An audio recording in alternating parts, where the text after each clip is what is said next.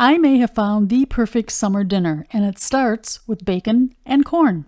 Add pasta, fresh veggies, and a creamy pesto and lime dressing, and you've got an entree salad that's cool, hearty, and anything but boring. Hi, I'm Elizabeth. On this channel, we'll start by cooking a meal. At the end, we'll sit down together and count the carbs. I'd love for you to join me. Let's get started. Time to cook the bacon. Peel off the bacon you need to feed your family. Cut this into 1-inch pieces. Don't worry about chunks, they'll break apart as it cooks in the pan. Saute at a medium-high heat, periodically stirring. Cover to avoid splatters. When your desired doneness has been achieved, using a slotted spoon, remove from the pan onto paper towels. Roll up to get rid of any excess grease. Set that aside. Easy peasy. Cook corn using your preferred method. For me, I microwave each ear that I've wrapped in a damp paper towel for 3 minutes. When it's done, let it cool for a few minutes.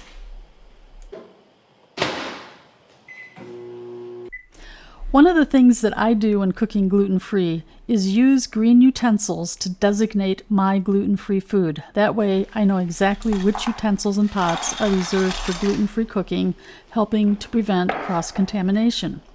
Cook your pasta per the package directions. For gluten-free pasta, I always cook a minute less than suggested. That minute less makes for a less mushy, more al dente bite. When finished, drain and rinse in cold water.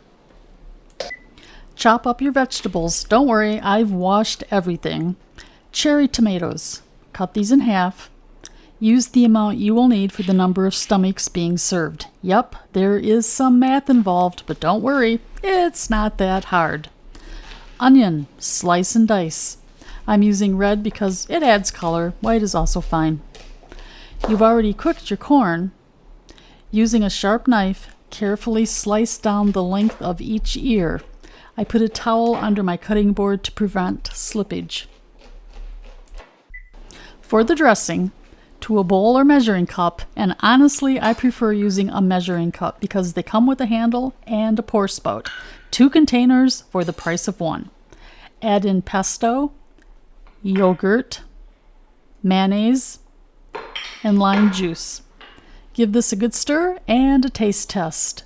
Adjust ingredients as you see fit, and you can also salt and pepper to taste. This is an entree salad that's perfect for making ahead. When you're ready to eat, set everything out buffet style and let everyone build their own plate. And it makes carb counting super easy. You know exactly what you're putting on your plate. This summertime salad has always been a dinner winner for my family.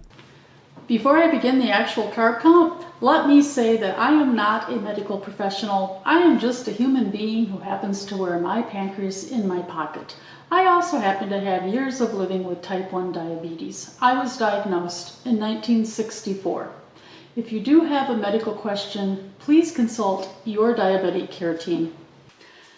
Let's take a look at the carbs for this plate. There will be some math involved, but don't worry, it's not that hard.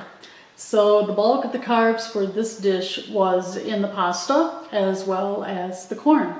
And then you can take a look at the rest of the stuff that's in the dish. The dressing only came to 7 grams of carbs per serving.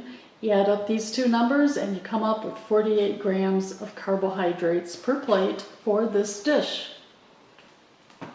Once you have your final carbohydrate count for your serving, you will need to divide this number by your carb ratio number. For instance, if I use my carb ratio number of 1 to 15, 48 divided by 15 is equal to 3.2 units of insulin.